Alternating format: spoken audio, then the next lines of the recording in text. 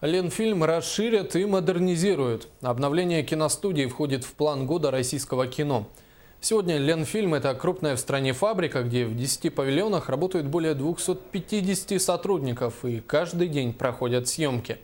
В планах компании активное расширение базы актеров, услуг и территорий. Ожидается строительство целого киногорода «Ленфильм Парк». Он станет большой развлекательной интерактивной зоной. Добавим, что руководитель киностудии «Ленфильм» Эдуард Пичугин является президентом Якутского международного кинофестиваля.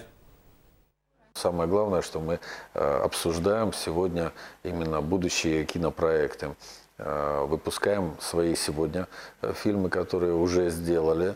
Работаем над новыми проектами. Мне очень приятно, что мы вместе работаем, сотрудничаем. И каждый год, заканчивая фестиваль, так немножко с грустью, а с другой стороны, что закончился фестиваль последний день, а с другой стороны ты думаешь о будущем, о том, что вот, да, теперь уже начнем, наверное, готовиться к следующему.